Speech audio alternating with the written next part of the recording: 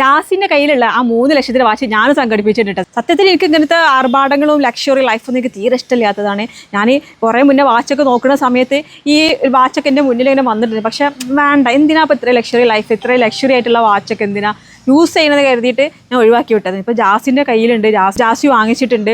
ജാസിൻ്റെ കയ്യിലൊക്കെ ഇരിക്കുന്ന സമയത്ത് തീർച്ചയായിട്ടും ഞാനും വാങ്ങിക്കേണ്ടതാണല്ലോ. അങ്ങനെ ഇതാ സംഭവം നമ്മളെ കയ്യിലെത്തിയിട്ടുണ്ട് കേട്ടോ. കാണിച്ചു തരാം ഞാൻ. കണ്ടോടേ, എങ്ങനെയുണ്ട്?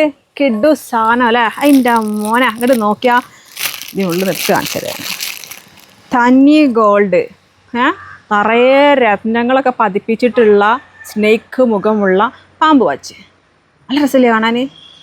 3 ലക്ഷം ഒക്കെ നമുക്ക് ഇങ്ങനെ പറത്തി വിടാനുള്ളതേ ഉള്ളൂ. എന്തായാലും കൈമിട്ടിട്ടൊന്ന് കാണിച്ചു തരാം. ആശിച്ച് മോഹിച്ച് വാങ്ങിച്ചിട്ടുള്ള വാച്ചാണ് കേട്ടോ. ഉണ്ട്, കിടുവല്ല, നല്ല ഭംഗിയില്ലേ? ഒരു ചെത്താനുണ്ട്. ഇതിൻ്റെ കമ്പനി ഏതാ? റാങ്ക് ബാ, അങ്ങനെ എന്തോ ഒരു പേരാണ്, എനിക്ക് കറക്റ്റ് അറിയില്ല കേട്ടോ. കമ്പനിയൊന്നും നമ്മൾ നോക്കിയിട്ടില്ല, കമ്പനിയൊന്നും നമ്മൾക്ക് നോക്കേണ്ട ആവശ്യമില്ല. നമുക്ക് ആ 3 ലക്ഷത്തിൻ്റെ വാച്ച് കൊണ്ട് കിട്ടുക എന്നുള്ളത് മാത്രമേ ഉണ്ടായിരുന്നുള്ളൂ. അത് ഞാൻ സംഘടിപ്പിച്ചിട്ടുണ്ട്. മോനെ, ഇനിയിപ്പോൾ ഇതൊക്കെ ഇട്ടിട്ട് ഇങ്ങനെ അങ്ങനെ അങ്ങനെ ചെത്തി നടക്കണം. എന്ത് രസം ഉണ്ടാവില്ല. ആളുകൾ കാണുന്ന വിധത്തിൽ ഇങ്ങനെ പിടിച്ചിട്ടൊക്കെ നിൽക്കണം. അപ്പോഴേ നമുക്ക് ആ പൈസ മുതലാവുള്ളൂ.